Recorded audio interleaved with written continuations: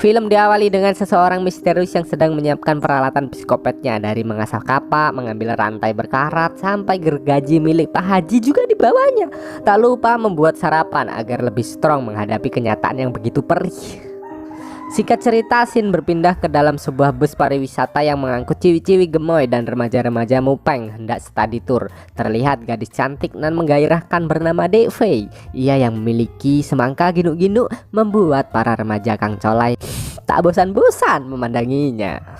Daniel, gadis kurus yang sirik melihat Dek Fei selalu menjadi sorotan, pun mendatangi dan melabraknya. Namun Dek Fei yang gak kalah gede bacot pun membantah semua perkataan Daniel sampai Daniel pergi meninggalkannya. Di sisi lain terlihat pria paruh baya gabut sedang ngevlog pemandangan sekitar bernama Peter. Dan bus pengangkut remaja mupeng pun melintas sembari gadis-gadis seksual memamerkan durian montongnya. Karena Peter kentang, jadi hasil rekamannya terlihat ngeblur. Peter yang penasaran pun mampir ke warteg Pak Haji dan menanyakan kemana tujuan bus-bus yang melintasi daerah itu. Pak Haji dengan santuy memberitahu bahwa bus-bus bertujuan ke sebuah tempat bernama Camp Ceria. Seolah-olah Peter mengetahui sesuatu, ia membeli banyak sekali peluru shotgun, seperti menyiapkan diri untuk berperang. Singkat cerita, sampailah remaja-remaja gemoy di Camp Ceria. Pak Ade Budi, sang supir, dengan sedikit memaksa menyuruh siswa-siswi tersebut untuk segera turun dari bus. Lalu Pak Ade Budi langsung tancap gas. Setelah itu para murid dikumpulkan oleh ketua kelas mereka. Para murid dipersilahkan untuk menikmati keindahan sekitar sembari mengerjakan tugas. Mereka dibagi menjadi beberapa kelompok yang tentu saja didominasi oleh gadis-gadis semelehoy. Enak kali ya jadi siswa di sana. Dulu gue SMK isinya batangan semua bangseng. Di sisi lain, Pak Debudi yang sedang tancap gas ternyata telah mempunyai janji sama dua didik pemandu karaoke. Meski dua ABG sedikit ngambek karena nunggu terlalu lama, akhirnya mereka terayu oleh bubuk tramadol yang dibawa si Budi.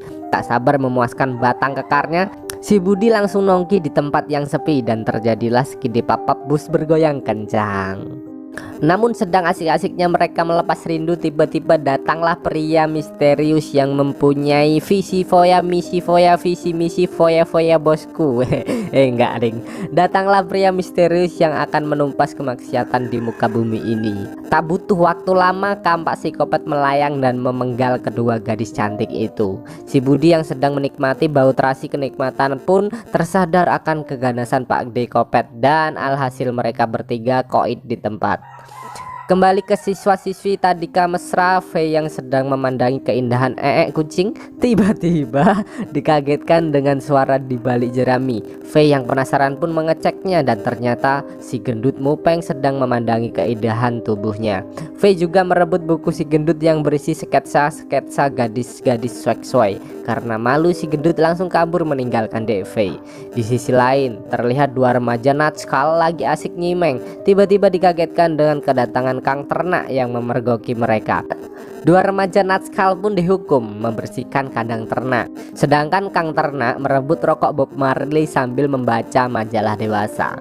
Melihat Kang Ternak mulai ngefly, dua remaja natskal pun kabur meninggalkannya. Terlihat Kang Ternak yang lagi menghayal sedang memandangi foto mantan kekasihnya, hingga tiba-tiba Pak Dekopet mendatangi Kang Ternak.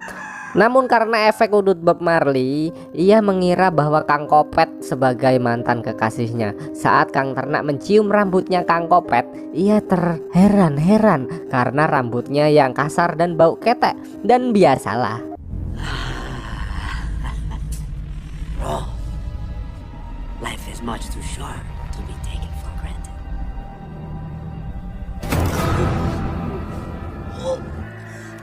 You're much stronger than I remember.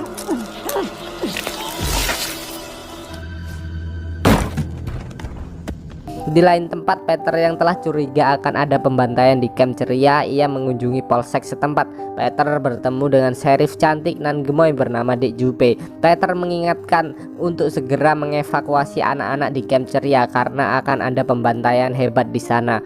Mendengar hal itu, Dek Jupe cuman ketawa ketiwi karena Peter ngomong kayak orang lantur dan Dek Jupe mengusirnya. Kembali ke camp ceria, terlihat si gendut sedang jalan-jalan sembari ngemil selai pisang kesukaannya. Tiba-tiba si gendut mendengar suara dedek-dedek gemes di balik semak-semak, yang ternyata si Pirang Unyu dan si Keriting Seksoy sedang asik pamer pentil di pinggir danau. Aduh. Ketika si gendut sedang asik menikmati keindahan dunia, tiba-tiba pohon besar tumbang menimpanya, yang tak lain adalah ulah Pak De Kopet. Ciwi-ciwi setengah telanjang pun kaget dan segera lari meninggalkan tempat itu. Di sisi lain terlihat dua sejoli yang telah beres-beres olahraga. Karena cewek pemandu karaoke perokok kelas berat dan kehabisan rokok, ia menyuruh kekasihnya untuk mencarikan rokok sebelum lanjut ronde kedua. Ya mau nggak mau cowok letoy ini pun mencarikannya. Namun sial, di tengah perjalanan ia dihampiri Pak De Kopet yang dari tadi mengintai mereka, dan dengan mudah Pak De Kopet menghabisi cowok tersebut. Tentu saja teriakan si cowok terdengar oleh si Eneng. Si Eneng yang penasaran segera mencari sumber suara itu. Tiba-tiba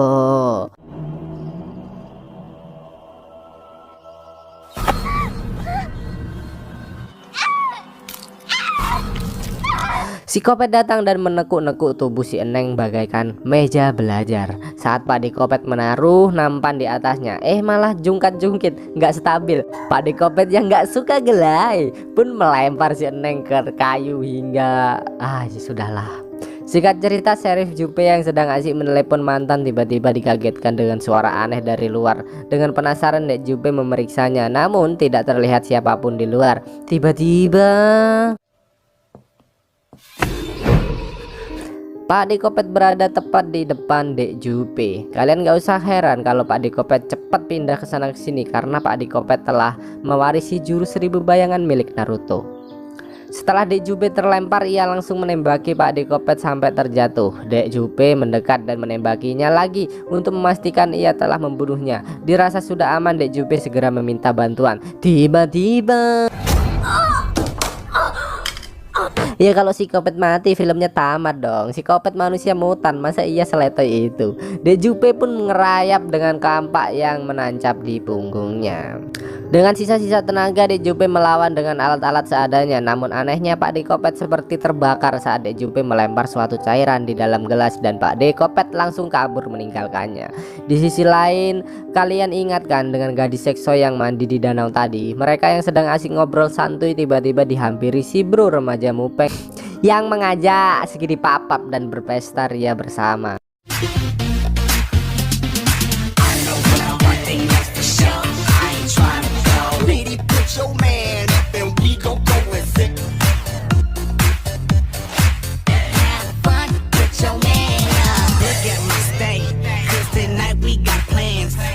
Saat si bro sedang asik memamerkan si Joni kecil, tiba-tiba Pak De Kopet datang.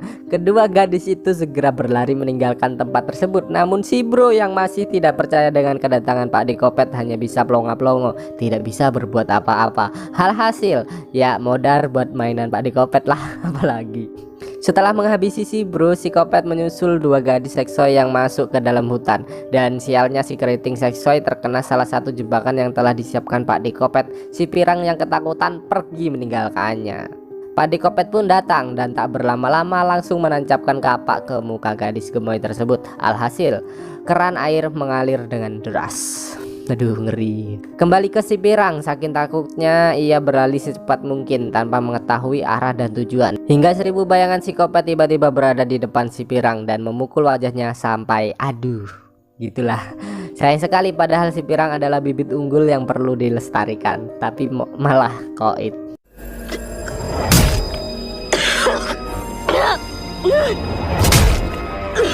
Kembali ke camp ceria, terlihat Pak De Peter telah berada di sana dan memberitahu siswa-siswi tadika mesra bahwa ada psikopat sadis yang akan menghabisi mereka. Lalu Pak De Peter menceritakan asal mula terciptanya Pak De psikopat mutan ini. Di zaman dulu ada seorang pria yang hidup di area camp ceria. Pria itu sangat pandai membuat pancake hingga keahliannya mendatangkan malapetaka buatnya.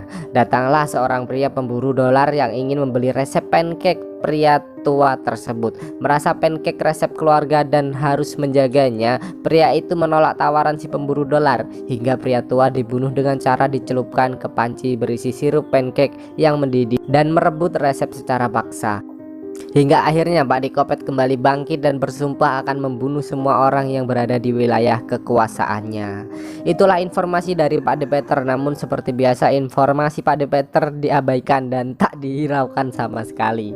Singkat waktu malam pun tiba. Pak De Peter yang jengkel melihat kengayalan warga Camp Ceria akhirnya memutuskan untuk pulang. Namun di tengah perjalanan tiba-tiba terlihat Dek Jupe yang sempoyongan meminta tolong. Di sisi lain saat siswa-siswi tadika mesra sedang asik makan malam, tiba-tiba Pak Dikopet datang merusak suasana.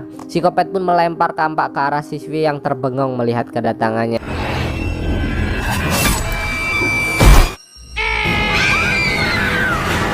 Semua dibantai tanpa pandang bulu. Singkat waktu orang-orang yang tersisa kabur lewat pintu dapur, namun sialnya pintu itu terkunci. Cowok baik hati yang ingin jadi pahlawan kesiangan pun menahan pintu agar teman dan gadis incarannya bisa kabur dari tempat itu. Alhasil cowok tersebut mati di tangan Pak Dikopet.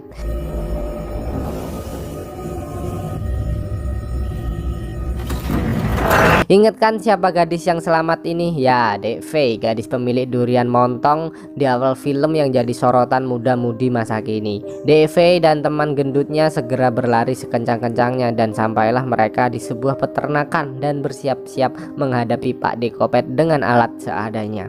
Hingga Pak De Peter datang dan menjelaskan bahwa kelemahan Pak Dikopet adalah sirup pancake. Awalnya si Fei dan temannya tidak percaya, lalu mengambil pemotong besi untuk melawan Pak Dikopet. Singkat waktu sampailah mereka di kediaman Pak Dikopet. Dek Fei dan temannya pun memasukinya. Tiba-tiba keluarlah si Kopet dari dalam kompor.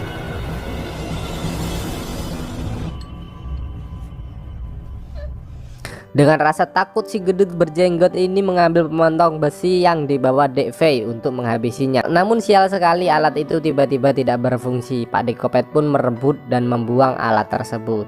Dalam keputusasaan si pria berjenggot mengingatkan Dek Fei untuk melawan dengan sirup pancake. Tiba-tiba Pak Dikopet melempar kapak dan mengenai Dek Fei. Saat hendak dieksekusi, syukurlah Pak De Peter datang membawa shotgun PUBG tanpa skinnya. Belum top up soalnya. Tak menunggu aba-aba si Peter langsung menembakinya. Melihat Pak Dikopet terjatuh, mereka pun segera pergi. Tapi Pak Dikopet ternyata masih hidup. Si Peter yang panik kehabisan peluru pun mencoba adu jotos dengan si Kopet, yang tentu saja Peter bukan tandingannya. Dan Dek Fei dilempar ke dalam rumah. Tak sengaja Fei melihat satu kendi sirup pancake. Lalu Fei membuka bajunya dan siap-siap melawan si Kopet. Awas gagal fokus lur, tubuh Dek Fei yang gemoy terlihat jelas di sini. Akhirnya si Kopet mati dan meleleh. Dek Fei keluar dengan jalan santuy sembari melihatkan kemolekan tubuhnya. Terlihat Pak Dikopet akan meledak dan akhirnya si Kopet meninggoy dan terbakar bersama rumahnya. Singkat cerita, Fei and the gang selamat dan dijemput oleh seseorang. Mereka pun meninggalkan Camp Ceria berdarah dan film Lumberjack pun tamat. Gak ada pesan spesial di film ini, cuman heran aja berapa banyak biaya yang dikeluarkan untuk memperlihatkan kemelekan tubuh-tubuh seksual para wanita ini. Jadi gimana ya, seru kan filmnya? Berunsur kebrutalan namun masih ada durian-durian montong untuk menyegarkan mata kalian. And sampai jumpa di video selanjutnya.